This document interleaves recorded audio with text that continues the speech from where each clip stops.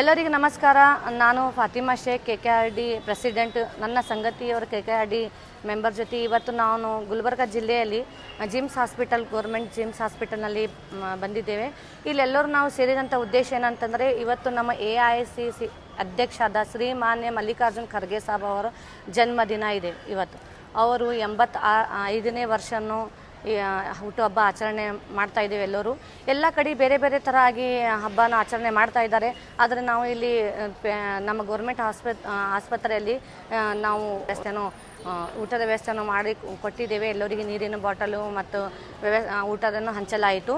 ನಮ್ಮ ಶ್ರೀಮಾನ್ಯ ಮಲ್ಲಿಕಾರ್ಜುನ್ ಖರ್ಗೆ ಸಾಬರು ಕಲ್ಯಾಣ ಕರ್ನಾಟಕಕ್ಕೆ ಬಹಳಷ್ಟು ಕೊಡುಗೆಯನ್ನು ಕೊಟ್ಟಿದ್ದಾರೆ.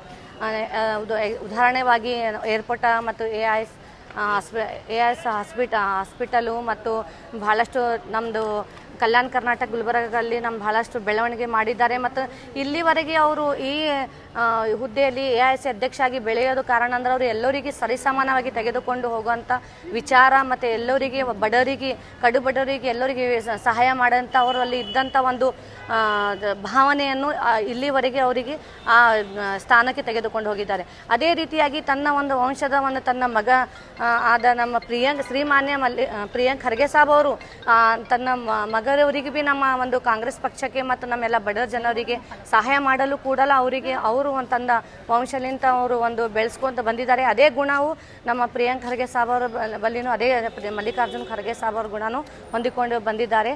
ನಾವೆಲ್ಲರೂ ನಮ್ಮ KKRD ಟೀಮ್ ವತಿಯಿಂದ ಅವರಿಗೆ ನಾವೆಲ್ಲರೂ ಜನ್ಮದಿನದ ಹಾರ್ದಿಕ ಶುಭಾಶಯನ ಕೊಡುತ್ತಾ ನನ್ನ ಮಾತು ಹೇಳಿ ಮುಗಿಸ್ತೇನೆ.